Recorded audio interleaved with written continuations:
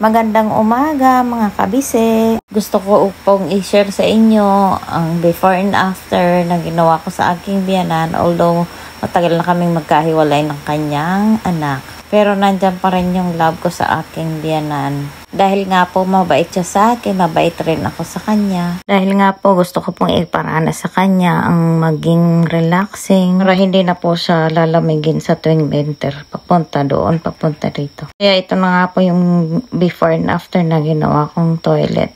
Start na po tayo. Papakita ko po sa inyo ang sitwasyon before. Ito po yung toilet. Nang sinaunang panahon pa yan, 100 years ago na yung house na yan. Ito po yung kitchen naman. So, bali po, nabubulok na po yung mga kahoy, bumabagsak na po yung mga dingding, tapos yung kesame, ang lamig-lamig din dyan. Pumapasok ang lamig sa tuwing winter. Ito na po, ipapakita ko po sa inyo ang loob ng toilet and bathroom. Ito nga po yung sinasabing unlimited water dahil po tumatagas yung bathroom niya pag iniimba ka ng tubig. Papakita ko po sa inyo. Yung habang naliligaw po kayo, may bumabagsak ng mga insekto and lupa sa taas dahil po bulok-bulok na po siya. Ito naman po yung entrance palabas ng bahay. Halos 100 years na po yung bahay na yan. Kaya kailangan natin pong i-repair.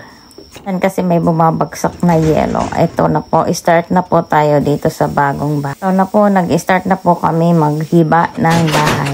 Nabagsak ko na po dyan yung cement. Ito na po, inaalis ko na po yung sahig. Kailangan po natin putulin para mabilis.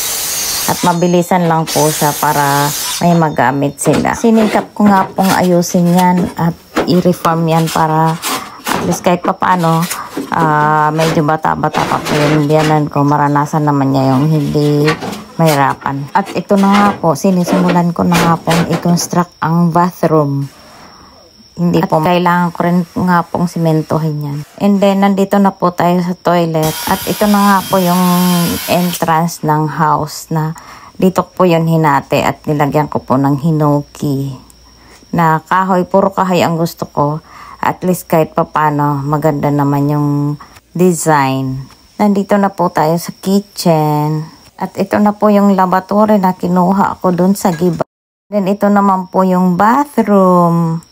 Nag-ala prinsesa na ang ating lola. Parang hotel lang.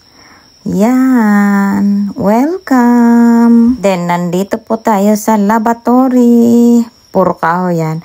And then, ito na po yung toilet na napaka-cute.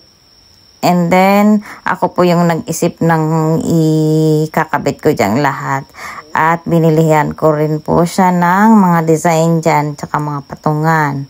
Naging sliding door po siya kasi pinag-isipan ko ng maayos para hindi mahirapan yung matanda.